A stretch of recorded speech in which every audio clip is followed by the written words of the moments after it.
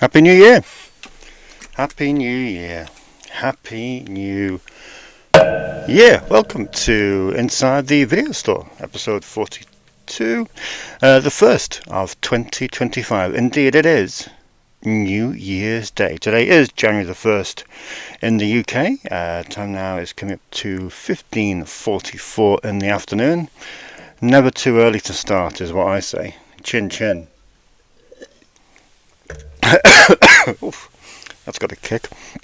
How are you? Did you have a good couple of weeks? Did you have a restful Christmas period? Did you see lots of movies? What have you been up to? Let me know. Let me know what you've seen. Let me know what you've been doing. And fill me in. It's been a strange 2 weeks, hasn't it? Here it's been busy. It's been really, really busy. And first up, I have to say welcome to about 200 new subscribers. 200 new subscribers, quite something. Welcome. Why are they here? Why are they here is what you're saying to yourself, my regular viewers. Well, excuse me, over the Christmas period, there was an article that appeared in, I think, one of the local papers initially, on either the 23rd or the 24th of December, and it was an interview with a gentleman by the name of Colin Richards, 71. Excuse me, that's gone right to the back of my throat. Who, for 40 years, has been operating a video store, rental store, in Haverhill, down south. And Colin gets in touch with the press every now and then just to give himself a boost, which is great. But the press have taken this story and they've kind of morphed what he said to them into a completely separate headline.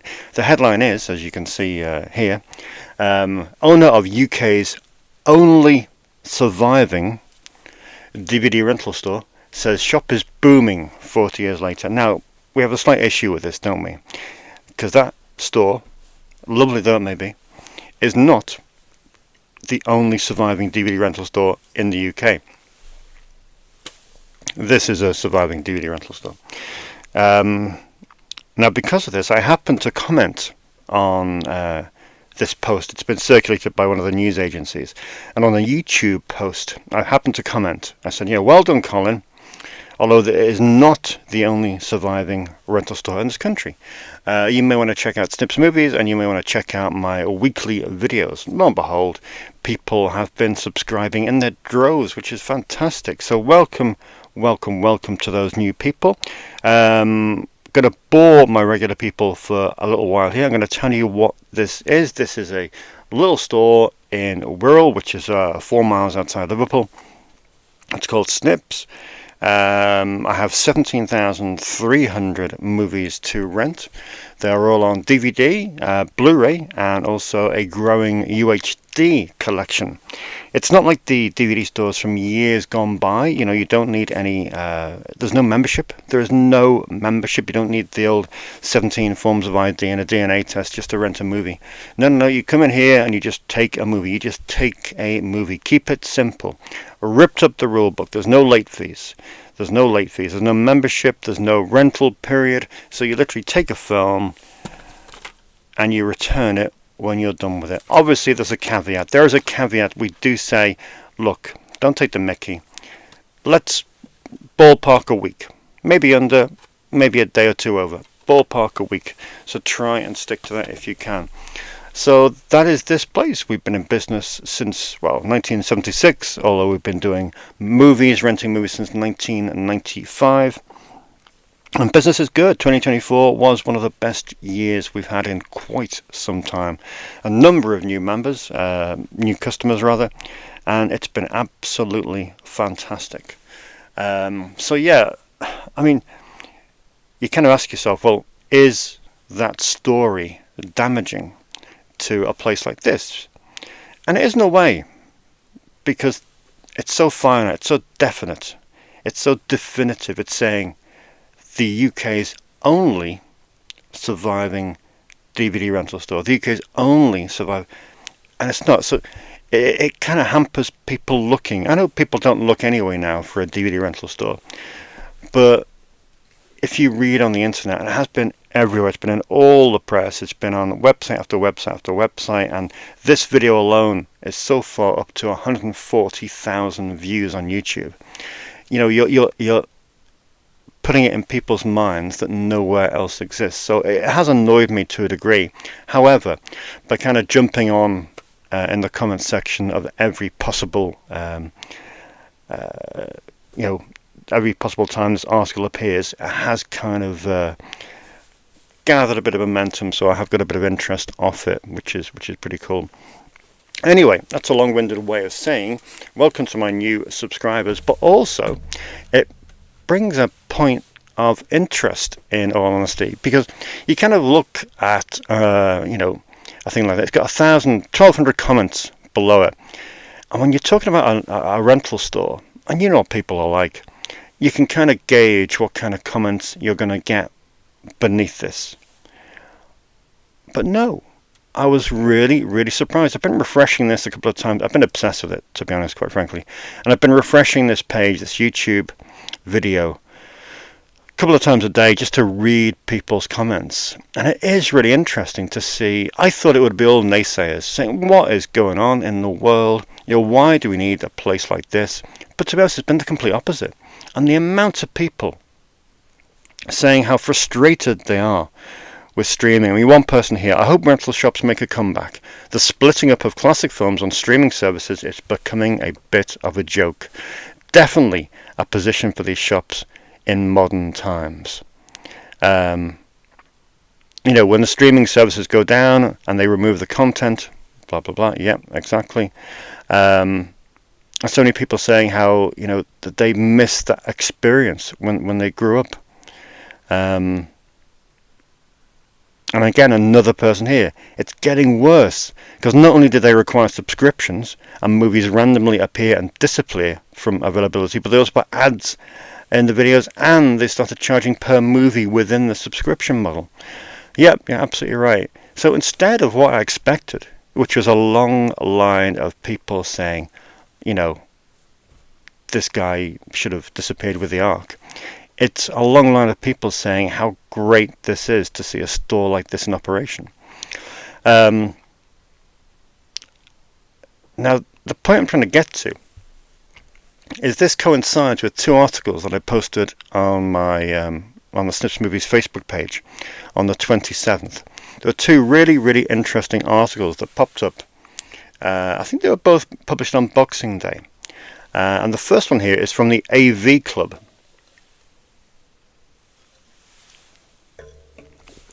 The article itself is titled "DVD is Dead, Long Live DVD."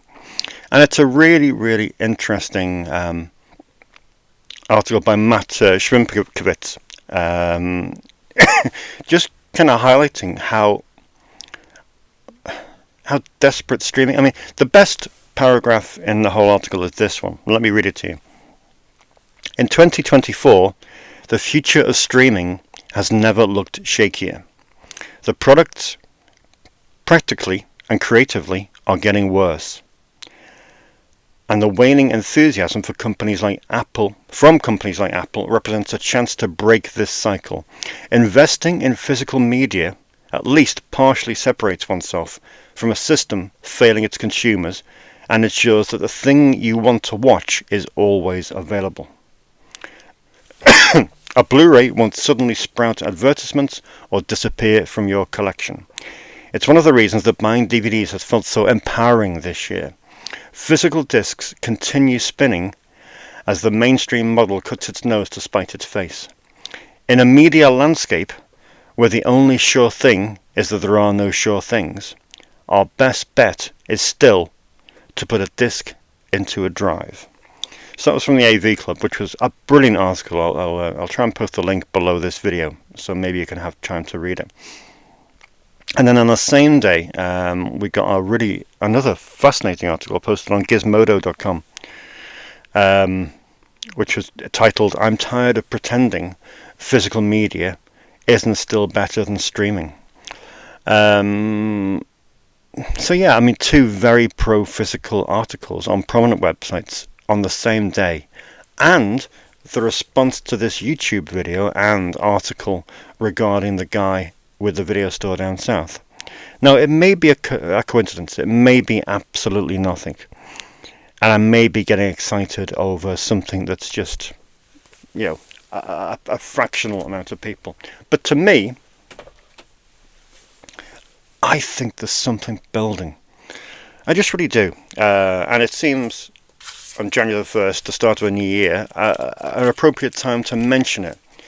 To say maybe this year there will be a continued increase in physical, a real resurgence, where people realise just how badly they're getting screwed by multinational corporations, by billionaires who don't care about movies and stuff that we really hold so dear. So maybe there will be something this year, a continued resurgence, more younger people getting into physical media, more people cancelling streaming services and saying, nope, I'm going back to buying Blu-ray and renting Blu-ray. Who knows? I don't know. But it just seemed like a perfect storm, like a weird coincidence for those three things to happen within a few days. It just seems like there is something building whereby people are getting gradually more irritated with streaming and having to fork out and fork out and fork out. So we'll see. We will see. But I thought that on the first show of 2025, I thought I would report those three things and just ponder for a second whether, I mean, I'm not convincing you. You're in my camp. We're on the same page. You're physical people. This is a physical store. Otherwise you wouldn't watch this. If you only stream and you don't buy movies, I doubt very much you would watch this show. So you're not. But I'm thinking, the mainstream people, your Joe Blogs, your Joe Public, are they slowly getting tired of it? It's interesting. It's interesting, and I will keep you informed week in, week out for the next 12 months and see how we go. So, but it's exciting. It's exciting. Okie dokie. So what have we got coming up? Well, there's not much, to be honest. The new releases have gradually slowed down.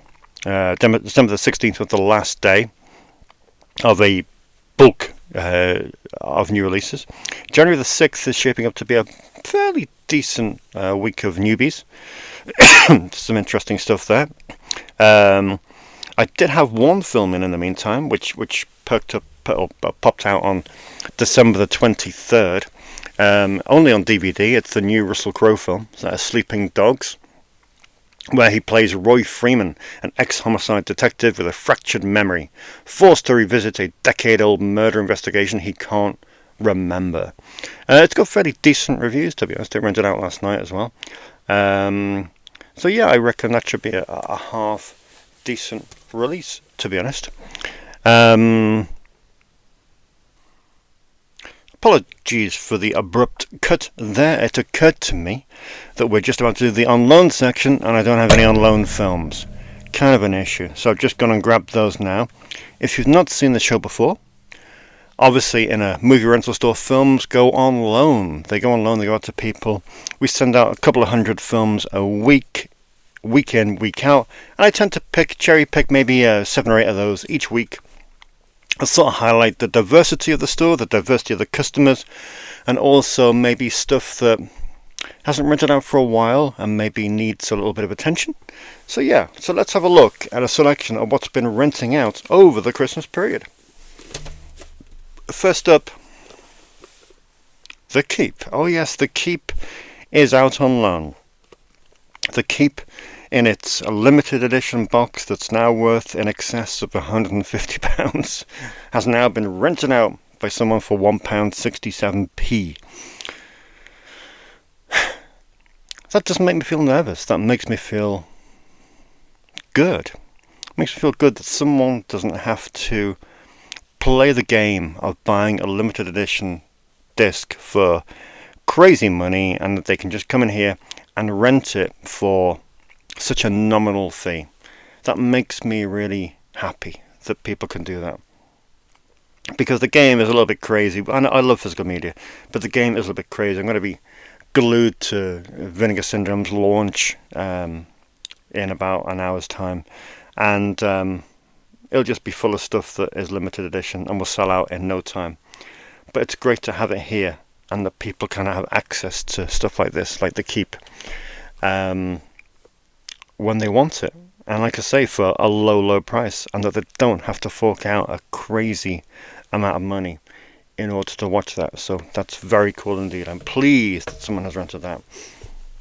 And Masters of Cinema title has gone out, a brilliant Fritz Lang film, M, which of course you'll all be fully aware of. What an amazing film. That's one of my favourite Masters of Cinema sleeves, one of the best artwork I've seen in any of their releases. I love the artwork to bits. But a great film, obviously.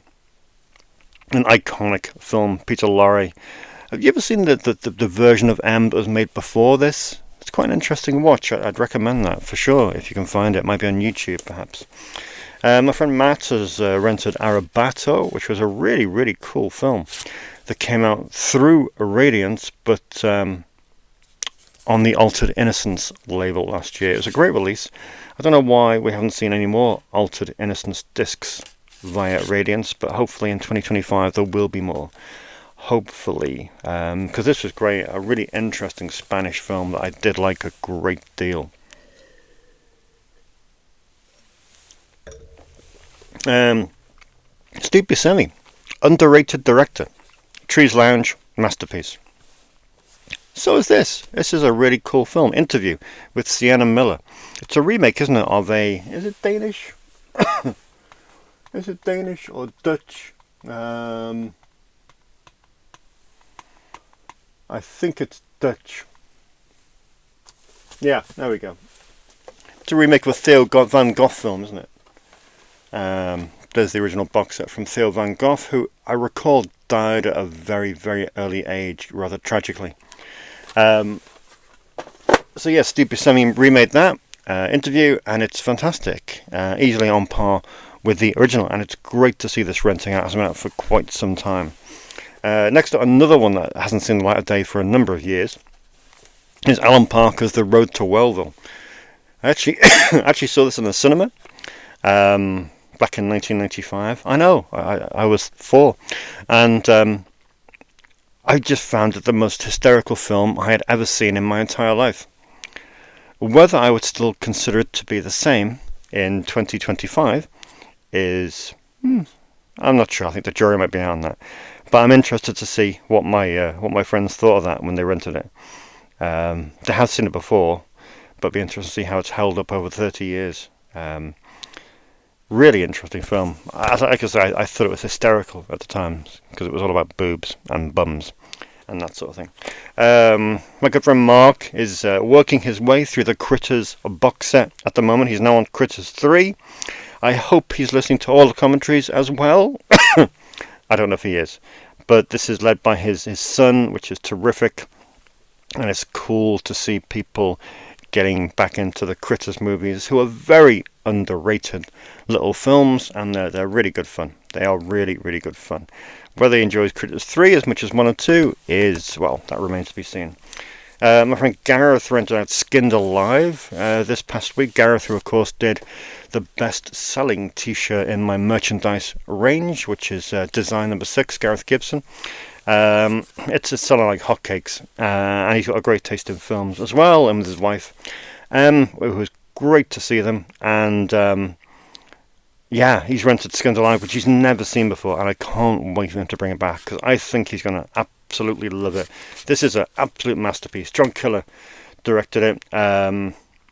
And it is just, if you love low budget exploitation, it's an absolute kick-ass movie. Absolutely love that film. Terrific.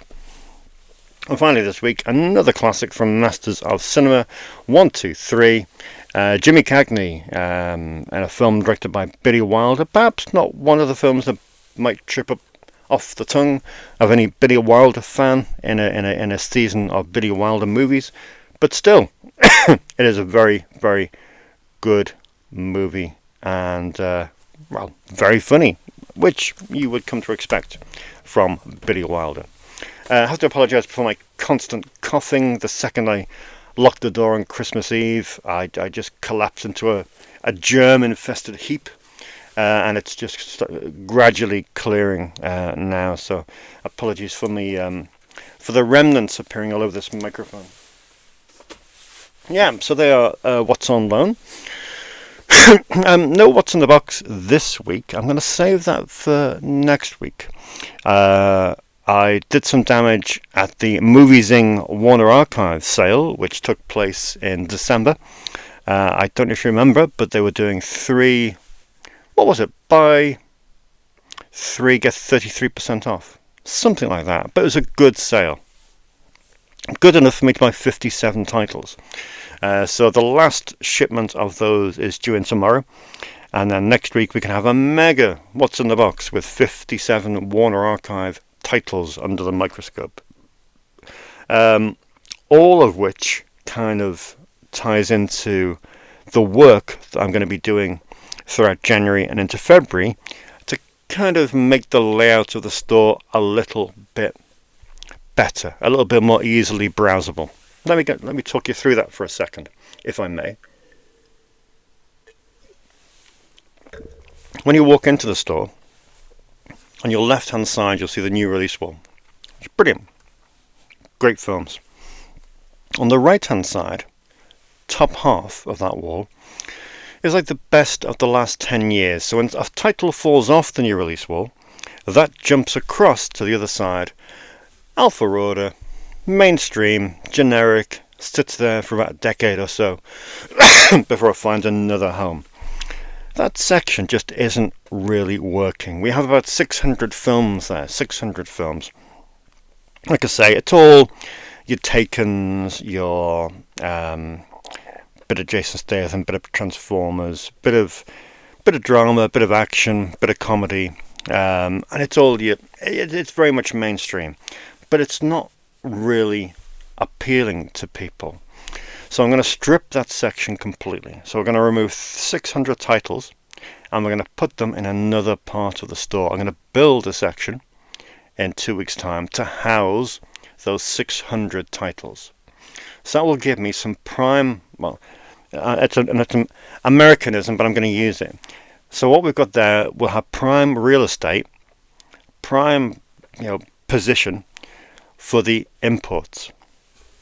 So everything you can see to my left hand side, which has kind of been gathering over the last 6 to 9 months, is going to shift, because this here is going really, really well. And what we'll do, it will tie in to the boutique section of the store. So where you walk in, you have the 88 film section, you have the Arrow film section, you have the Vinegar Syndrome section, you have Masters of Cinema before you go around to Indicator and Criterion. By tying in the boutiques into that kind of island, it will make a lot more sense.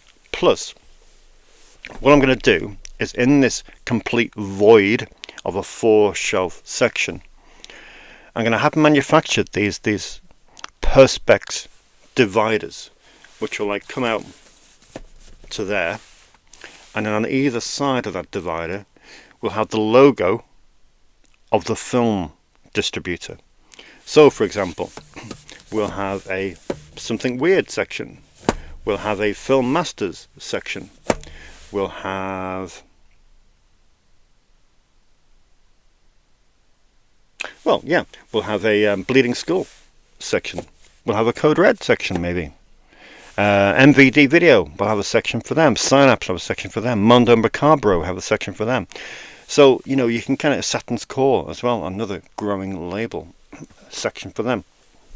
So providing I've got more than 5 or 6 films belonging to a distributor, you will then be able to browse each individual distributor section. I placed an order 2 days ago with Imprint over in Australia for 10 of their great releases. I mean, they're putting out some amazing stuff. You know, one that Brian Sauer mentioned recently, Banning, which I've been looking forward to watching. It sounds incredible. But over here, of course, it's impossible to see. So when you walk in, you will get more of a flavour of what this place is about more quickly. Because when people walk in, you kind of see the kids section by the door. You kind of see the new release section, and you kind of see the best of the last 10 years mainstream section. And it's not very inspiring. I know you'll say to yourself, but Dave, you've got 17,000 films. This is inspiring. I know, but it takes you some time. It takes you some time to walk down the store to see the Arrow Video section, to see the Vinegar Syndrome section. So if we can kind of shift all this and, you know, Nucleus, Severin, Visual Vengeance. You got new sections next year for TerraVision. Another new section as well for someone else whose name escapes me.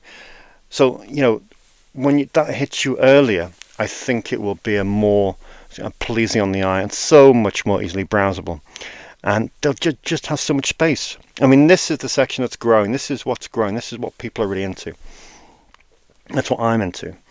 So I think it'll be really, really cool to expand and put some films there. And it will make a lot of sense. Answers on a postcard, please. So yeah, that's about it really. But yeah, I got a few Mondo. Like I said, I'm kind of filling up some gaps.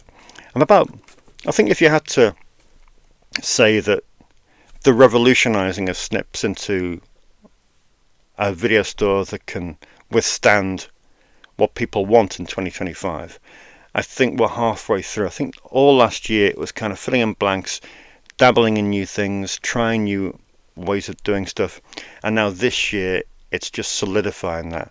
It's making sure that all the gaps, like these 3 came in last week from Mondo Macabro, another wacky Indonesian film, Special Silences. We've got Shadow of Death, which I think is Spanish, is it? Yep, Spanish Giallo, which just looks absolutely fantastic, and Fata Morgana, which I think is Italian. Spanish again, sorry, my mistake. So it's filling in these gaps for the big cult labels like Mondo Macabro and more Warner Archive, and just ensuring that this store is truly the complete antithesis of what you can get online. Because that's the funny thing, you know, we spoke earlier on in the show about people's struggles with streaming. But the films over there, the films I'm moving, are stuff that's so easily attainable.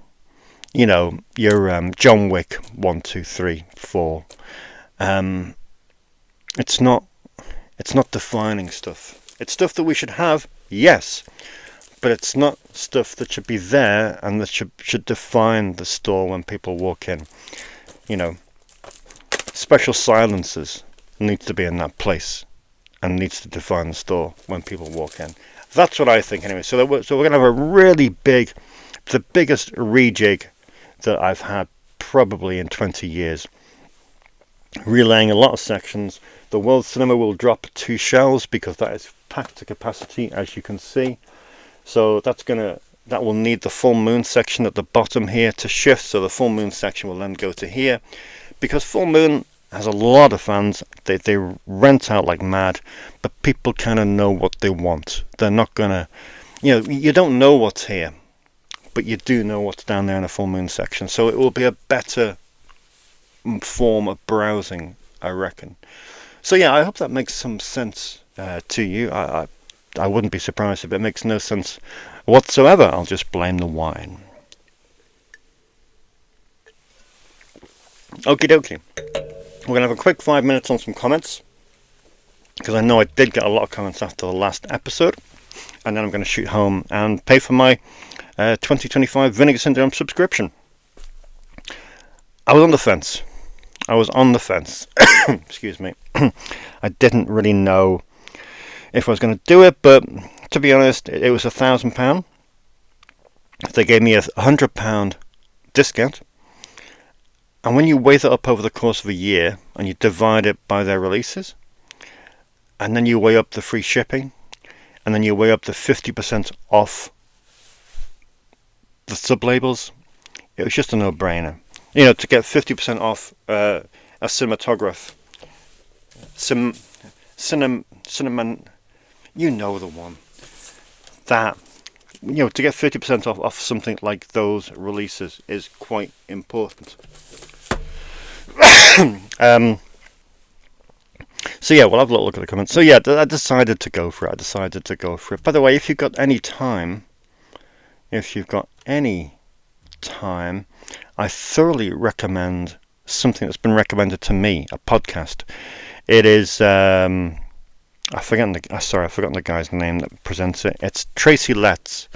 If you look up Tracy Letts Collecting Podcast, and it's an interview with Tracy Letts for 2 hours, talking about the way he collects movies and how he's just gone into physical media again, and it's absolutely gripping. Brian Sauer recommended it, and it's certainly one of the best interviews I've seen regarding physical media.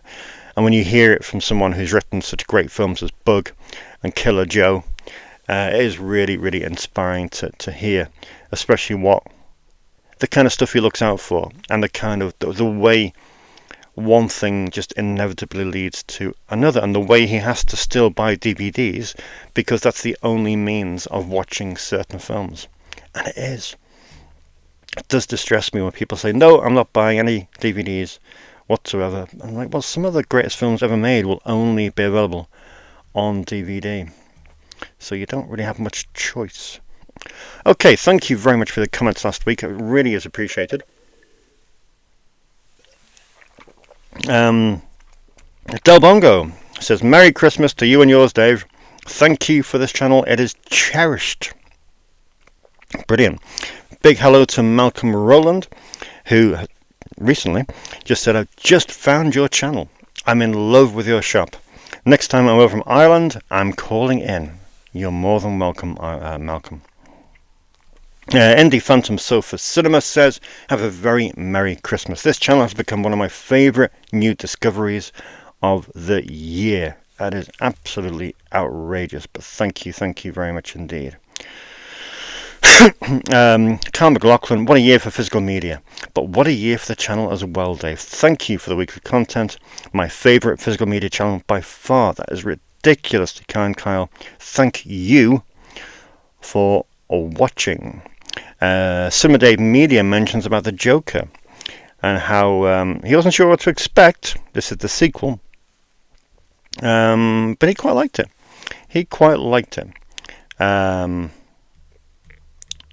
Well, he said he said it was a good release. So yeah, that's pretty cool. Tom Jollis says he's been really delighted in the past year to see a slew of Cynthia Rothrock films hitting Blu-ray, and that has been a very pleasing thing to see, to be honest. James says he can't really pick a favourite release of the year, as he hasn't yet watched everything that he's bought. Thinks he'll need to cut the spending until he's caught up. Maybe, but you know, it's that FOMO thing, isn't it? It's like Vinegar Syndrome tonight, half an hour, they'll announce some stuff that if you don't kind of buy then and there, it might sell out. Fear of missing out. It's a dangerous thing. Film Wolf. Hey Dave, for Christmas horror I was watching P2 last night, which is a very good horror. A good Christmas horror too. It's co-written and produced by Alexandra Aja. And he's just ordered Hardwood, the Ed Wood box set as well. And I did say to Film Wolf that P2 is brilliant. It's an excellent parking lot horror film. Although, if you want to double bill it with another excellent parking lot horror movie, then I thoroughly recommend Christine Peterson's Lower Level from 1991, which is excellent. Christine Peterson, of course, who directed Body Chemistry. Brilliant, underrated director she was. I think she died last year. Freewheeling Phil for Labanethi, who of course says, I'm still relatively new to boutique Blu-rays, having stuck with DVDs for longer than most. That's no shame, Phil. That's no shame. First dipped my toe into Criterion, but I've been delighted with everything I picked up from Arrow and Second Sight. They often beat Criterion special features wise. Yeah, I must admit, Arrow are pretty good with the special features, and they do hire the best people for the job. Judge Muffin says, stop yawning. Stop coughing today. Stop coughing, that's what today is. Scolder says, Joker 2, nowhere near the worst movie ever, but it ain't good either. For me, 2.5 out of 5. Fair enough. And finally, before I drive your speakers insane with my coughing, Rangers Review says, Dave, do you ever get items not returned? If so, what's the most painful, rare non-return that somebody has nabbed? Interesting question. Ranger Review 55. No. I have a list. I have a list currently of people who, I call them the stragglers. They're just people who have gone over a couple of weeks for one reason or another. And at the moment, let's see what I've got on that list.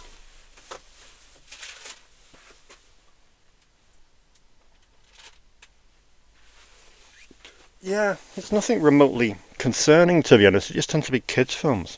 I think what happens with people rent kids' films, and the kids take them to their bedroom to watch in their player, and they just kind of like get buried underneath things. So I've got like Trolls 2 is a few weeks late. Garfield is a few weeks late.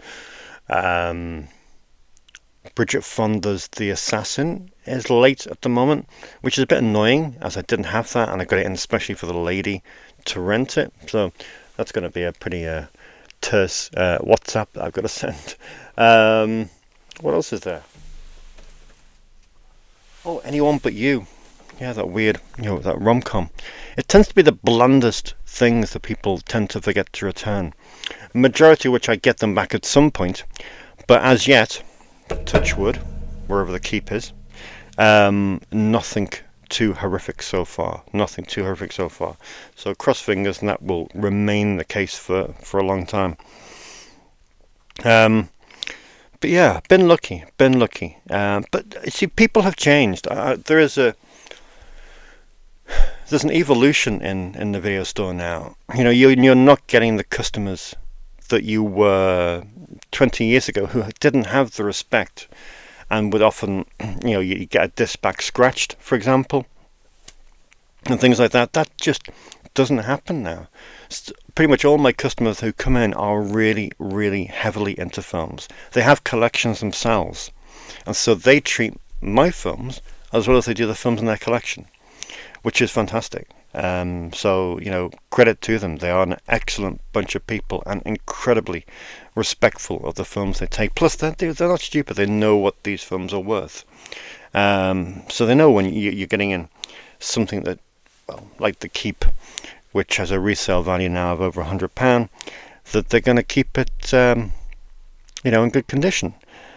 He says, as Danny walks in tomorrow with a, left on his cooker. Someone did that once. Someone left their DVDs on their stove and turned the stove on, and they melted. So yeah, there has been cases. But right, let me get out your hair, and hopefully it wasn't too much of a strange episode with no real thread. But I just wanted to say hello, get back on board with the consistent episodes week in, week out. And I thought by catching up with a few bits and by kind of telling you a little bit about what I'm going to be doing over the next 4 weeks, then it might give you some idea of what's going on at your local movie rental store. So like I said, there's a few new releases, no boutiques. There's a few new releases coming in on Monday, the 6th of Jan. So we'll have those to talk about next week. And also we will talk about the massive What's in the Box arrival of 57 Warner archive discs.